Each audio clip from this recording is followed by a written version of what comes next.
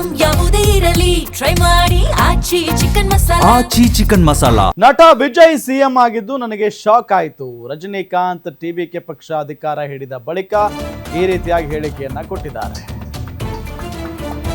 ನಟ ವಿಜಯ್ ಸಿಎಂ ಆಗಿದ್ದು ನನಗೆ ಶಾಕ್ ಆಯಿತು, ಜೊತೆಗೆ ಖುಷಿ ಕೂಡ ಆಗಿದೆ ಅನ್ನೋ ನಿಟ್ಟಿನಲ್ಲಿ ರಜನಿಕಾಂತ್ ಹೇಳಿಕೆಯನ್ನ ಕೊಟ್ಟಿರೋದು. ಟಿವಿಕೆ ಪಕ್ಷದ ಗೆಲುವಿನಿಂದ ಆಘಾತ ಆಯಿತು ಅಂತ ಸೂಪರ್ ಸ್ಟಾರ್ ಹೇಳಿದ್ದಾರೆ.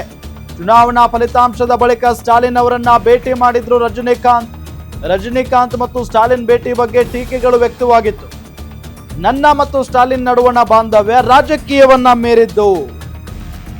ಕೊಳತ್ತೂರಿನಲ್ಲಿ ಸ್ಟಾಲಿನ್ ಸೋತಿದ್ದು ನನಗೆ ಬೇಸರ ಆಯಿತು ಅಂದಿದ್ದಾರೆ ರಜನಿಕಾಂತ್. ವಿಜಯ್ ಗೆಲುವಿನ ಬಳಿಕ ಅವರಿಗೂ ನಾನು ಶುಭಾಶಯ ತಿಳಿಸಿದ್ದೇನೆ.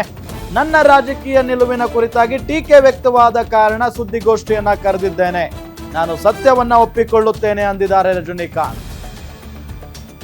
ನೋಡಿ, ಒಂದು ಕಡೆ ಸ್ಟಾಲಿನ್ ಅವರನ್ನ ಈಗ ಟಿವಿಕೆ ಅತಿ ದೊಡ್ಡ ಪಕ್ಷವಾಗಿ ಹೊರಹೊಮ್ಮಿದ ನಂತರ ಸ್ಟಾಲಿನ್ ಅವರನ್ನ ಹೋಗಿ ಭೇಟಿ ಮಾಡಿಬಿಟ್ಟಿದ್ರು ರಜನಿಕಾಂತ್ ಅವರು. ಆಗ ಸಿಕ್ಕಾಪಟ್ಟೆ ಟೀಕೆ ವ್ಯಕ್ತವಾಯಿತು. ಸಿನಿಮಾದ ರಂಗದವರಾಗಿ ಒಬ್ಬ ಹಿರಿಯ ನಟನಾಗಿ ವಿಜಯ್ ಅವರು ಗೆದ್ದಿದ್ದಾರೆ, ಅದನ್ನ ಖುಷಿ ಪಡ್ತಾ ಇಲ್ಲ ನೀವು, ಹೋಗಿ ಸ್ವತಂತ್ರ ಒಬ್ಬ ಮಾಜಿ ಮುಖ್ಯಮಂತ್ರಿ ಹತ್ರ ಹೋಗಿ ಮಾತಾಡಿ ಬರ್ತೀರಾ, ಹಾಗೆ ಹೀಗೆ ಅಂತೆಲ್ಲ ಸಿಕ್ಕಾಪಟ್ಟೆ ಟೀಕೆ ಟಿಪ್ಪಣಿ ಆಯಿತು.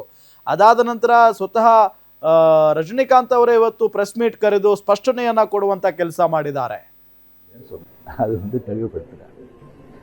ரெண்டாவது நான் அவர் வாழ்த்து சொல்லலை, ஏர்போர்ட் போகும்போது வாழ்த்து சொல்லலை. அவர் ஜெயிச்ச உடனே எக்ஸ் தளத்தில் என்னுடைய வாழ்த்துக்களை நான் அவருக்கு பதிவிட்டேன். நான் 2016 அரசியலுக்கு வர்றேன்னு சொன்ன பிறகு நான் ஏர்போர்ட்டுக்கு போகும்போது யூஸ்வலாக அங்கே இருக்கிறவங்க அந்த போர்டிங் கார்டு வாங்கிட்டு இருப்பாங்க, அவங்களுக்கு கேட்குறது தான் வழக்கம், மீடியா யாராவது இருப்பாங்களா அப்படின்னு. அதே இதில் மீடியா யாராவது இருப்பாங்களான்னு கேட்டேன். பெங்களூர் போகும்போது மீடியா யாரும் இல்லைன்னு சொன்னாங்க. சரின்னு சொல்லி நான் போயிட்டு இருக்கும்போது திடீர்னு ஒருத்தர் ஒரு மீடியா ஆள் மாதிரி தெரியல எனக்கு. ஒரு சின்ன ஃபோன் வச்சுக்கிட்டு விஜய் ஒரு முதலமைச்சர் இருக்காரு அப்படின்னு சொன்னேன். நான் என்ன செகண்ட் ஷாக், அது மீடியா மாதிரியே தெரியுது எனக்கு. ஃபோன் வச்சுக்கிட்டு நான் அப்படியே பார்த்து சிரிச்சு நான் போயிட்டேன். அதுக்கு வாழ்த்துக்கள் சொல்லலை அப்படின்னு சொல்லி அதுக்கு ஒரு விமர்சனம். இன்னொன்று விஜய் மேலே எனக்கு பொறாமை அப்படின்னு. நான் அரசியல் இல்லை,